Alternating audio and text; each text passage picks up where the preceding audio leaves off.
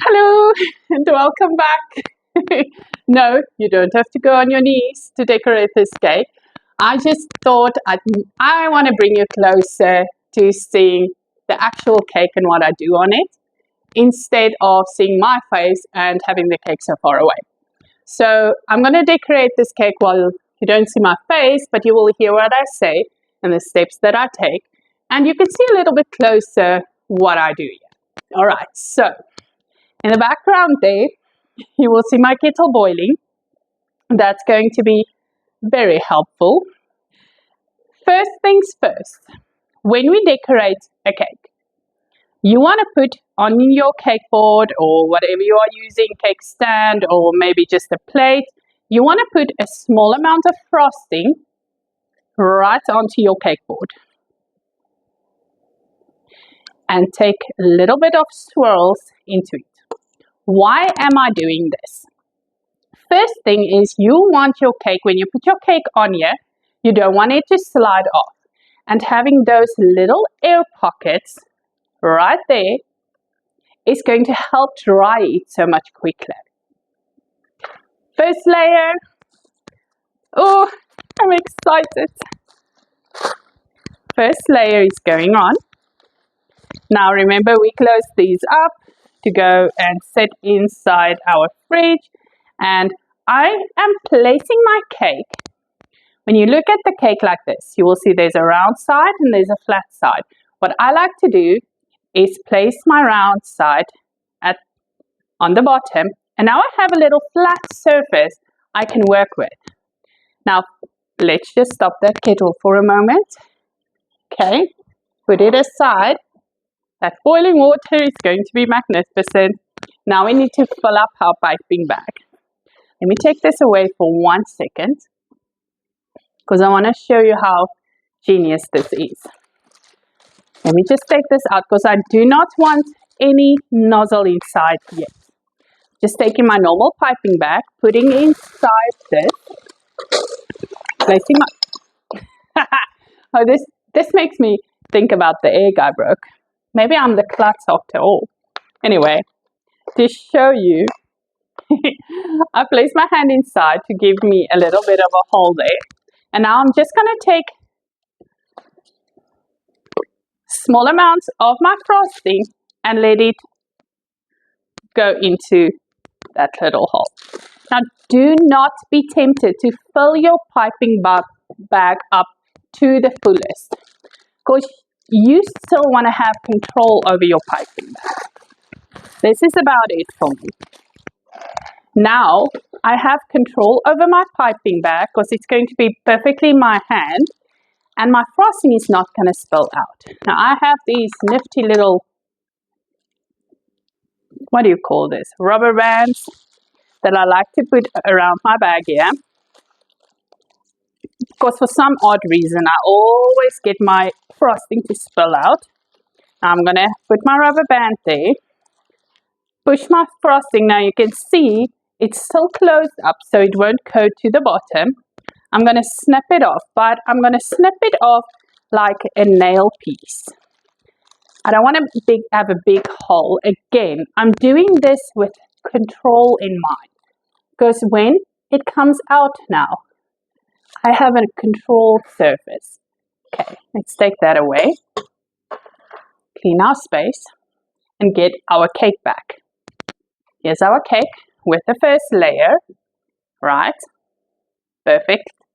Now, what I need to do to put a filling in a cake. Now, it doesn't matter what kind of cake you do, unless you are only using the same frosting, which I'm not going to do in this cake. Unless you are using the same frosting right on top, you want a little wall right there. Okay, so I'm slightly putting my hand at the top, pressing down slowly and ever so softly, and going around, building a little wall like that. And now, I'm not going to be tempted, as in all of my other videos that you will find online, there's always a little piece I'm putting there, but why not? We can do it. We can do it. It is our cake. I can do whatever I want. So you don't have to do this. but I like to give myself a little bit there. It just feels right to put my frosting in. Now, you're probably thinking, Yolandie, why are you not using the cream cheese frosting? You already made it. What the hell is going on? We're going to put this cake away for a second again. Now, you can do this in advance. I saved it for now to just show you the difference. So, another bowl, about 2 scoops of frosting. Perfect. And the other half of my cream cheese, I'm going to just swirl around in this. Let's just take that off. I'm going to literally soften up in my bowl here. Just like that. And I'm going to add it to my frosting.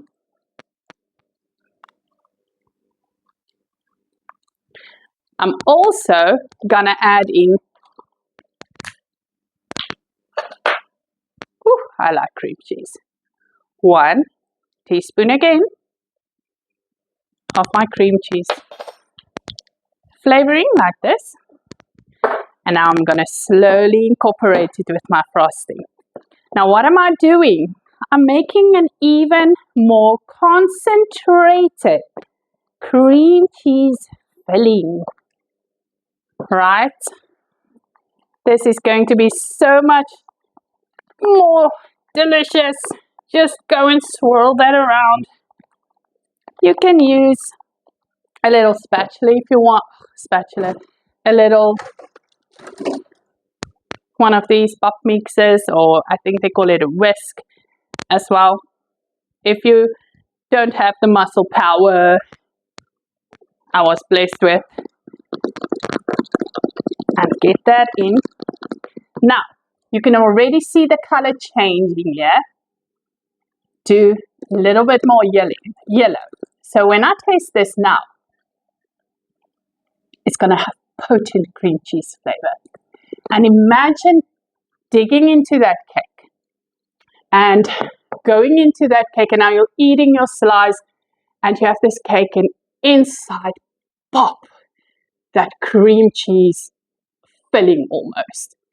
Different than what your mouth experienced when eating the sides, and suddenly you have that delicious cream cheese filling that you were looking for.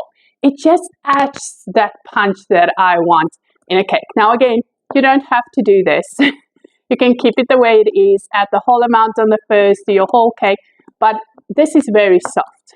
You see how it just pulls? That melts easily. So that's why I use this as a filling, as opposed to covering my cake with it. Okay, getting back to our cake. Let's pull it close. Because I'm gonna put half of this right there. Let's just switch this over to my spatula. So much easier. And using my little offset spatula, do you see that fluffiness now? When you cover a cake with that, I won't be able to stabilize my piping unless I keep it in my fridge all the time. Okay, I'm just going to go slowly and just smooth that out. Perfect. Put this aside and get my second layer of cake that we are going to just pop on top. Right. Throw that away. Again, going in with the rounded side like that. You're adding a little bit of height to the cake. Now I'm just going eye level with it, making sure it's level. Perfect. Clean my hands off a bit. Going back to my frosting we originally have in the piping bag, and do exactly the same we did with the first layer. I'm building a wall and also adding frosting here. Why am I doing that? I'm filling up the wall at the bottom,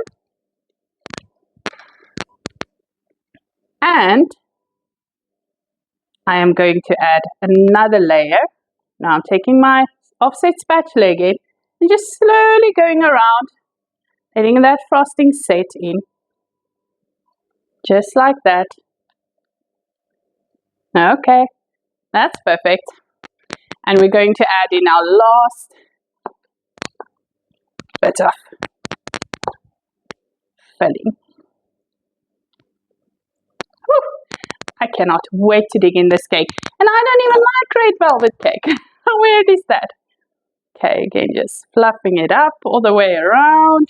Not pressing too hard. Don't go press everything hard. When you do cakes, work softly. Softly and slowly. Getting it as even as you can possibly can. There we go. Let's just get that cleaned off. Right, putting on my last layer. How exciting and how fast is this to put together if you have the right tools? You know, even if you don't be scared off by that. Just learn from it and work from it. Okay, now, again, using the thicker side, I'm going to place that down because I want the top part of my cake to be as flat as I can get it. Now, I'm not going to press that down because you're going to just end up spilling out all of that frosting. And again, I'm going to fill this up with a frosting piping bag. Right, going in with my spatula, just smoothing it out, making sure that filling stays inside. Let's just do another there, another there. Now, once you have that done, you can already see the cake with the weight going down. That's perfectly fine. We have a trick for that too. I'm going to add in a little bit of frosting on top. Smooth that out into a very, very thin layer, meaning this is going to be a naked cake. Very, very thin layer. And cover the sides as well. And you will actually see how far this frosting takes you when you are crumb coating. There's a lot of people out there that does their wedding cakes like this, where you can see the layers of cake and the frosting being thick on the inside. Now remember, this may look like a lot of frosting, but you have that thick filling inside as well. Okay. May seem like a lot, but we are smoothing it out and making it to keep that delicious filling inside. Okay, now that I have done this, I'm going to switch over to my large spatula, which totally covers the whole cake. Swirl it around, keeping my hands steady and strong, not pushing strong, just stable strong. Turning my cake, the turntable does all the work. The spatula smooths it out.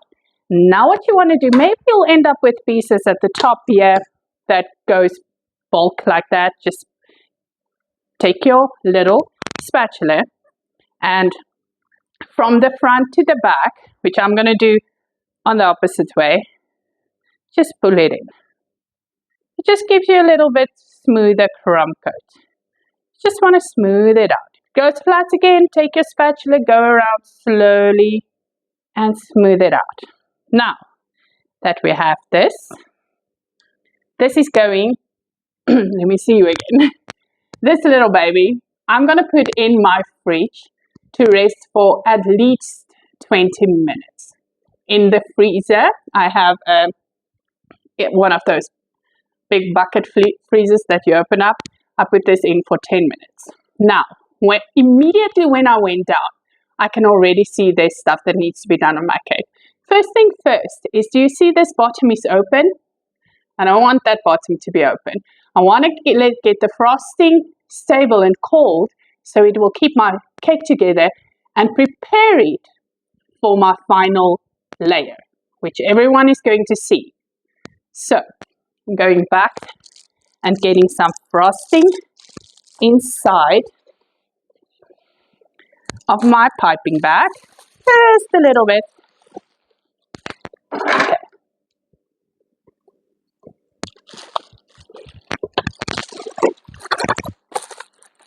I'm not even going to bother putting on my rubber band now, because this little frosting is just going to last me enough to cover the base there. Make my cake stand strong. Give it a little rock to stand on. And then every now and again I saw, especially when I went level with my cake, that's important. Eye level is important. There's a little hole that needs to be fixed. There's a big hole that needs to have frosting. Now it's quite important to get that right, so your cake will be stable. Now I'm going around my cake again, giving that rock foot for my cake, or rock bottom place for my cake to stand on. And remember, this layer doesn't have to be perfect because it's only a crumb coat. It's the only, and they call it that because it is what it is. Not only is it going to keep your cake stable, it's going to keep that pesky crumbs from coming into the outer layer.